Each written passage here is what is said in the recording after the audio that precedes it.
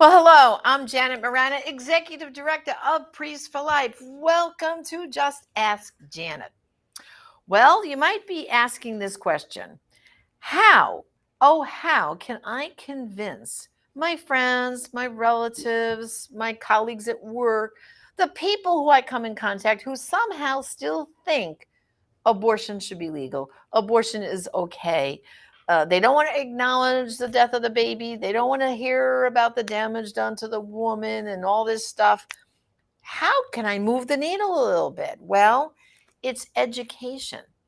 And there is one group here that has done a fantastic job.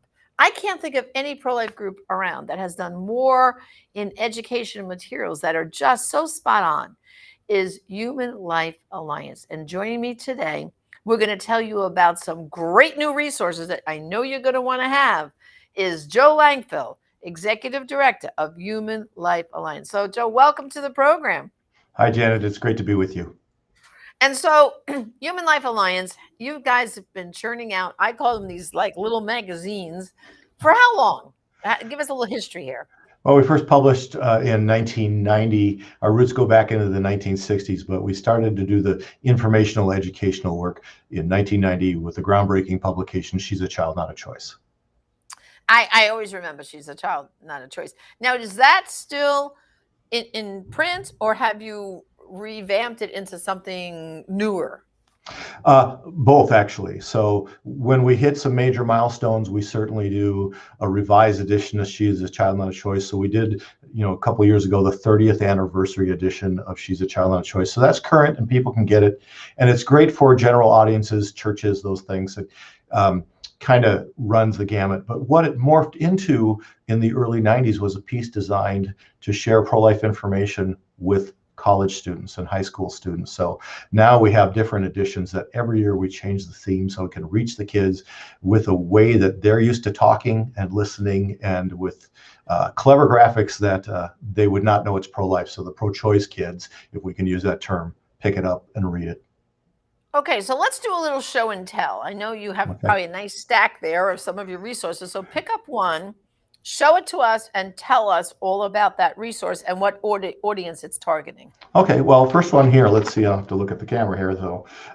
This is Do I Matter? This is the 21-22 academic year edition of what used to be She's a Child, Not a Choice. What's great about it is we focus this one every summer as we develop it on the students. So people talk about millennials all the time, but they're out of college. They're the largest population in the workforce now. So we're working with Gen Z. And one of the things we've learned is the graphics need to be less bold, a little more easy. And so the cover here is this woman who is an empty face. It's a blank face, right? And some of the pregnancy centers that use it with girls in crisis pregnancy say, this is what the young kids today think like, especially after a year of COVID. It is the what I stand for, what I believe. So it's a great thing for young people, help them engage, and it answers really practical questions for them. All right, hold that up once again, the Do I Matter.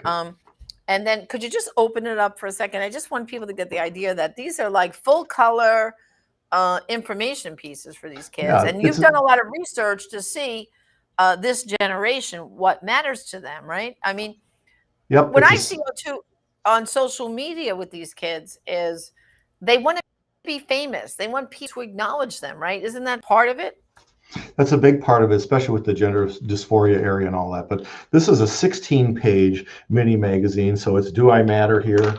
You open it up and it gives the introduction, and on the very bottom here, it goes right towards it. Hey, we're gonna be frank with you. This is a discussion about abortion. It's really about the humanity of the preborn child, kind of the gruesome realities of abortion and what it means. But we're engaging these kids. For years, we've had these rhetoric pieces in boxes all over. We have a full piece. We do a quiz right away saying to the kids, what do you think? So you can see the more simplified graphic layout. It's easier for them to look at as we go through. Here's the rhetoric, an entire article saying what's going on. We always have people's personal testimonies in there. As we move through it, we talk about abortion and race. So do minorities matter? What women get abortions, very easy to look at. The development of the child in the womb. really important, because one of the things we still hear from kids on campus is, they told me it was a blob of tissue. Really? Right. And where that development fits in with the type of abortions they can receive. What's new for this generation is really this spread. So this is new this year. About 80% of the magazine stays the same any given year, but this is about the RU46 abortion pill, what that process is, what happens there, and the kids, they don't know. But these young women on college campuses are doing the do-it-yourself dorm room abortions, and it's a mess. So this page right here, this is a testimony from a woman from Silent No More, so we're grateful for you allowing us to use that. We've changed her name, of course, which tells kind of the brutal honesty of that. And then on the next page here, the article is entitled Pills, Pills, Pills, and it's all the chemicals these young women are dumping into their bodies, and it's everything from what's the RU46 abortion pill to what is the morning after pill, how is it different to the contraceptive pills, what do they do to their body, why does the UN call the information and the chemicals in the contraceptive pill a type 1 carcinogen, which is the same as plutonium. So the girls, the kids, the guys, they don't know it. We go through it, guys' testimonies for them to read. What are the effects of abortion on women? Former abortionist, Dr. Anthony Levantino. And we get to the end, we talk about what we call the exceptions. What about adoption? What about rape and incest? What about overpopulation? Because that's the first thing the kids say is, oh, there's overpopulation. They've just been fed all of that. And so we debunk those myths for them, and we give them the truth. And then they can make some decisions. That's great. And so I guess you sell these in big stacks, like you can order 100 or 200 or 500. How does that work? Sure, and we're happy we don't sell anything. Everything's by donation, of course. So we're happy to tell people our suggested donation is 50 cents a piece. But the largest amount of materials I gave away without a donation in return last year was 94,000 copies to one group. So people can ask us for what they need. We're here to share it with them. That's great. I mean, I hope the schools are listening right now. To me, this should be like given out to every high school, every student at like a general assembly. Someone should get up there and hype it. And then as they leave, every kid gets a copy. I mean, because this is a great educational piece for young people. So I hope those teachers and guidance counselors are listening, that it's Do I Matter? And this goes just, Joe, it's so brilliant, because I've been watching all these studies about social media, and they want to be famous. They want those likes on social media. So Do I Matter? It's really going directly into that thing that they want to matter. They want to be liked. They want to be famous on TikTok and all this. So I think it's going to strike a good chord with these young people. So I'm going to pray everyone, as they're watching this show, they're going to go to humanlife.org and place an order for Do I Matter. So now, show us another one of in your toolbox there. Okay, well, you've had Missy from our office on your program before, but so this was Just for Girls, Just for Guys. This is kind of the high school sexual risk avoidance magazine. We don't say abstinence anymore. So Just for Girls, Just for Guys. It's kind of a manual flip magazine. So half it's for the guys, half it's for the girls. It's really great because it's for those teens who don't know how to make sense of anything when they're in the midst of adolescence, right? So just like all of us, so nothing new.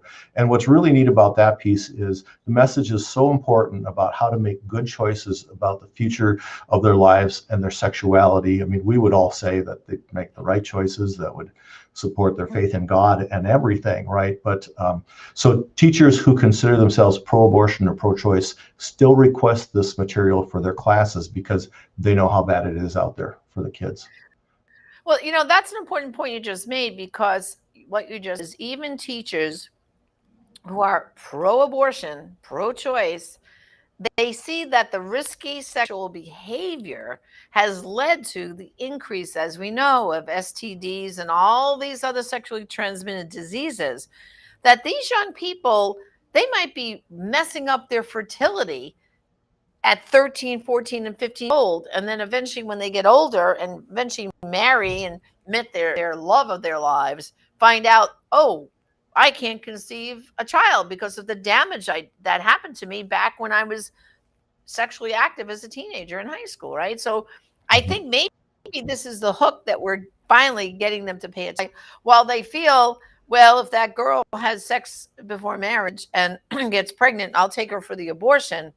But it looks like what you're saying is they're acknowledging that maybe not engaging in sexual activity as teenagers is the right choice. So is that that's Oh, what you're finding? the literature, the studies are conclusive. Everybody knows that it's best to wait.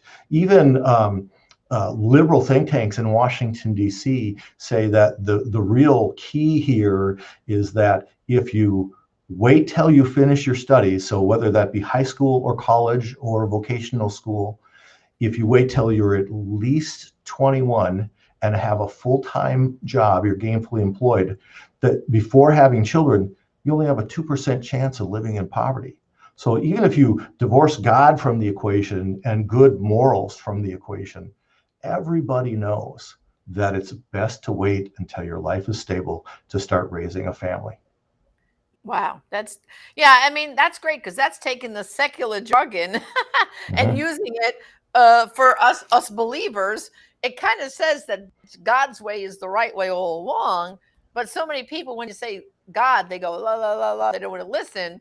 But it looks like they're beginning to listen because of the statistics, right? I mean, the damage is out there for all these young people who are being so promiscuous in high school, right? So hold Yeah, up and that piece once again. I really want them to focus on this one because this is so important. So it's called Just for just for Girls. girls, just for guys.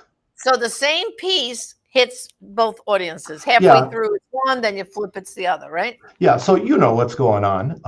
When a teen picks up this magazine, they flip it to the other side, and if she's a gal, she reads the guy's side, and if they're a guy, they especially read the girl's side, because every teenage boy, like every man, says we don't know what's going on with women, so they want to know the secrets anyway. So that's part of the marketing piece behind it. There's also great digital content for all these student pieces. They have their own web landing pages. So for Do I Matter, it's studentmag.org.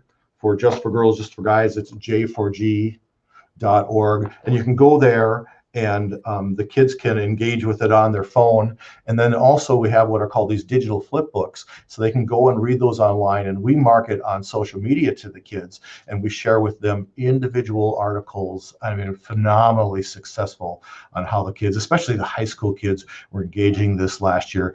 You know, if we present the articles on pornography, they're clicking on them. They can't stop from reading them, and it's meeting them right where they're at. One young man responded on Instagram saying, "Dude, you wouldn't believe it. I was just looking at my porn site for the day, and this ad popped up, and it told me porn is bad for you." And you know, if we printed it out, 15 to 19 pages of back and forth between he and his friends about why porn is bad for you, or how we're liars because porn can't be bad for you. And then the young people that are engaged with them start saying, no, it's true. And the older teens, this kid was 15, a friend who was 17 said, I used to be a daily consumer. I was addicted. They're right. You should listen to them. So once we start the work, lay that piece of truth in front of them, then it's a chance for the author of truth to get in and do the real work with the cracking of the hardness of that heart. Yeah, that's amazing. So now back to your toolbox there. Okay. What do you have for a little older generation, the adults out there? Because we all know some adults who say they're pro-choice, which when I hear that phrase, I cringe. But what do you have? What other things do you have there? Okay, well, we have the flagship edition of She's a Child, Not a Choice. So not as crazy graphically as some of the young people stuff, but still focuses on the humanity of the preborn child and the gruesome realities of abortion, and tells who Roe and Doe were, what that process is, what it looks like when a woman is struggling with a crisis pregnancy, how to address her. Also along that lines are sidewalk counseling pieces. So these have been going gangbuster during COVID. This piece, it's a smaller footprint, sidewalk counselors take it out there, and a young woman could open up to any page and find something here that could hit her. I'm glad I chose life for me and my baby. I regret my abortion. You know, any number of things. How to save your baby, what is abortion? And the great news is we have that in Spanish as well. So we just had a report yesterday from a sidewalk counselor who's connected to HLA and uses these materials down in San Antonio. So we know about the heartbeat ban down there, and a young woman coming out of a center that he was able, with this magazine, to get her to go to a pregnancy center. She said they told her that no, it's not really 6 weeks in Texas, it's 10 weeks is when the ban takes effect. And we're pretty sure, we don't know yet, this is brand new information, we're pretty sure they're referring to they could get her the RU46 abortion drugs. Yeah. So we'll see what that looks like. That we know that's what's going to happen. They're going to be giving out those pills. You know, those girls, the minute they get that pregnancy test, are going to walk in and say, I want an abortion now, you know, hurry up quick. And they're going to give them the RU46 because we know, I mean, that's just the way they're going to go. Now, what about, you know, we know how abortion targets minorities. They target the Black and Hispanic community. Do you have some resources that really speak to those communities?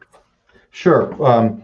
This piece is still in the old supplement form, the big tabloid form. So did you know is specifically for outreach into the African-American community. We're working right now with Black pro-life leaders across the nation on developing the magazine format. So we expect in early 2022 to have a new edition of this. So we're running out with Did You Know? And the great thing about this is testimonies from individuals in the African community. This is one of the few pieces that actually has articles from pastors in here, because in the African-American community, they still listen to their pastors.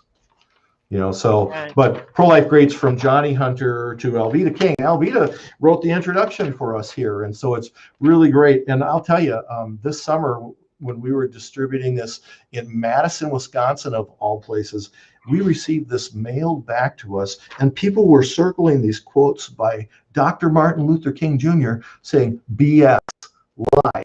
Blacks in Madison, Wisconsin and Milwaukee, Wisconsin, you know, circling Alveda's credentials saying lies, untrue.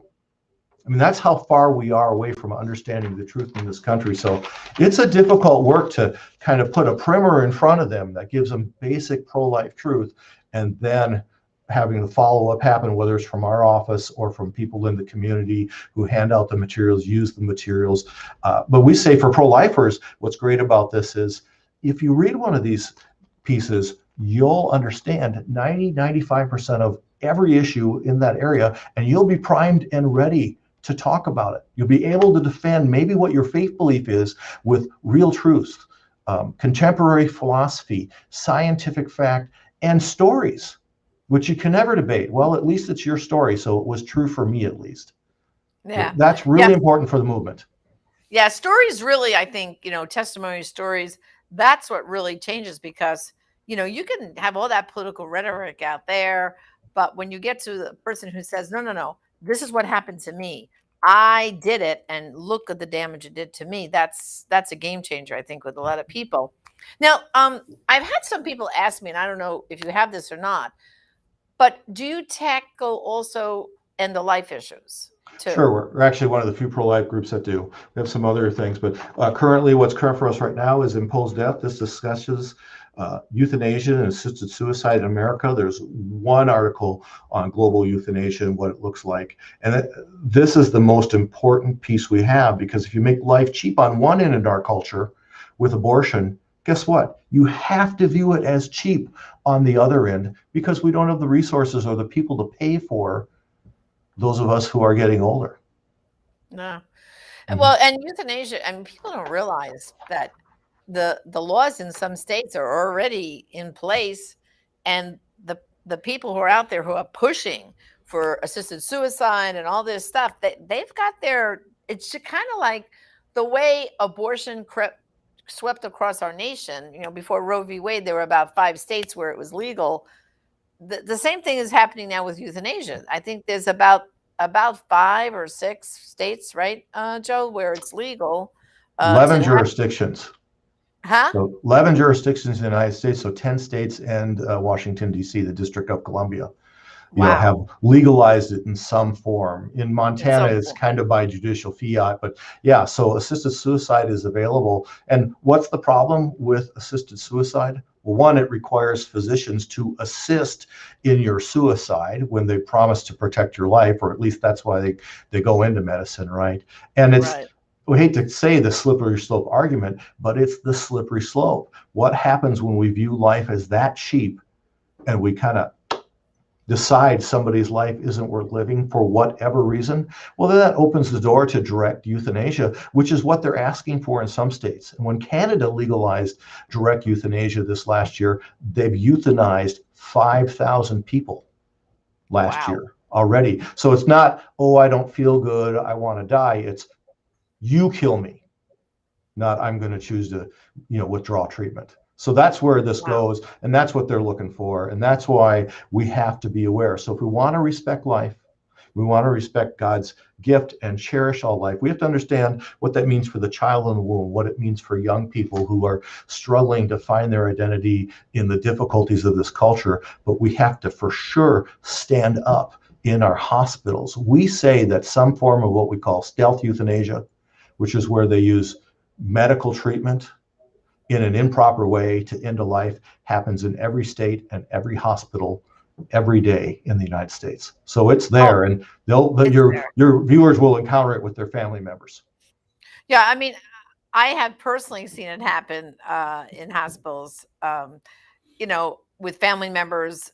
And we do not do in our family we do not do DNRs or DNIs, do not intubate, do not resuscitate orders. We do not do that. We do what's called a health proxy, where you select someone who knows your faith, who knows what your wishes. They speak for you if you can't speak for yourself. I mean, we've already said, Joe, how dangerous that is Yeah. to have in place those forms about DNR and DNI, which means do not resuscitate, do not intubate, because you don't know what treatment you're going to need. And very often you need to be intubated for a period of time, and then eventually you will come off those machines. But to have those orders in place, it's trying to guess what you're going to need down the road. But the minute you have those orders already signed, the way the medical staff treats you in that hospital totally changes. It totally And you changes. and you've locked a doctor or a nurse out of actually providing you the care that you need. And how can we Exactly. predict the future? None of us know No, that. Mhm. none of us know that. And in fact, I can think back. One of my daughters was in a critical car accident. Now she was under 18 at the time. All right, and of course they had to bring her back twice in the ambulance till she got to the hospital. And then when she got to the hospital, of course they had her intubated, they bagged her, and then they put her into an induced coma, and they kept her that way. I didn't find out till like a week later that they made a mistake in her chart. And I was wondering, why wasn't she in ICU pediatrics, because she was only 16. They had her in the adult section because they made a mistake with her intake information. Imagine. But let's say she was an adult and she had a do not intubate order, she would have been dead, right? Here's Oh, someone who yeah. needed to be intubated for a certain period of time till they could stabilize her, diagnose what was wrong with her, which in fact she had a fractured vertebrae in her neck. Um, she would have been dead. She would have been dead. And so I always tell people, like, come on, don't sign that stuff. And then we have that other whole scary stuff is I've heard horror stories about organ donation and Yeah. harvesting of organs. And you have this stuff pre-signed.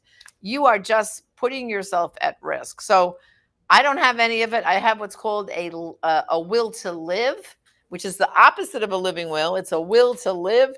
And on our Priest for Life website, you can get the document. It's different for every state. I have that filled out. I have a health proxy who's named there, and that's it.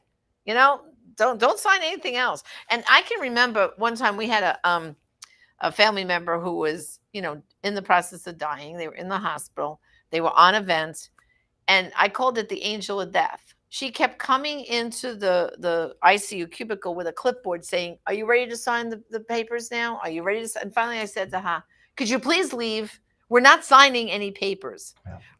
When this person is ready to pass, they will pass, but we're not signing papers. So please leave." But they pressure you. They want you to acquiesce, to sign this stuff, to take people off life support. It's scary. And so I think you're hold that up again, for euthanasia. This, brothers and sisters, like Joe just said, even if it's not legal in your state, it's happening. People are being euthanized every day in hospitals across America. You got to wake up, and this is a great piece called "Imposed Death." I don't know, Joe. Like, you guys must be working 24/7 to keep producing these great resources. It's totally amazing to me. Did I leave anything out? Are there any more that I? Oh, yeah, there's lots. We got a great piece on Planned Parenthood, which, pro-life leaders from across the nation write. So we're thrilled with that. But they can go to humanlife.org, click on the publications tab, and look at all the pieces we have. I see they're scrolling up the screen right now. So one of the keys is when you go to the site and you click on a page and you look at one of the magazines, you'll see that the suggested donation of 50 cents is up there. But there's a little toggle button, and the only other option is 0.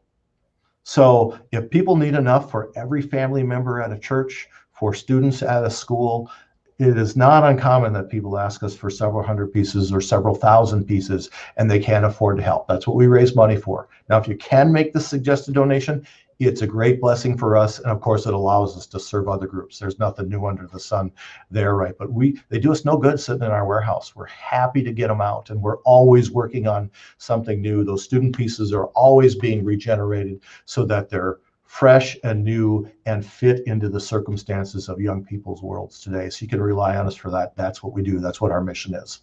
That's great. Well, Joe, I can't thank you enough for bringing all these important resources to us today so everyone can see, there's really no excuse, brothers and sisters. This is a wealth of information. You should get this stuff to your church, to your school, even have some in your house, because as people come and go and visit, you can be handing these out to people. These will change hearts and minds. So go to humanlife.org and place an order today. So, Joe, thank you for joining me today on the program, and blessings. And I look forward to seeing you hopefully sometime in the near future at a pro-life leaders event. Okay. In person, perhaps, not just online. Yeah. Right? Well, hey, listen, we're going to have an event here in February, as you saw on the calendar. So February, come to Florida, where up in Minneapolis, Minnesota, it'll be sub-freezing. So I'm sure you'll want to come to Florida in February. Okay. It's a great enticement for us to get out, right? Especially during COVID here. God bless you. Thanks, Janet. God bless you too. Okay. Well, brothers and sisters, you got your homework. Go to humanlife.org, place an order today. Like Joe said, he'll bless you with it. No charge. You will get these resources to change hearts and minds in your community. And remember, there are some abortions only you can stop, and some lives only you can save. Join me again next time on Just Ask Janet. God bless.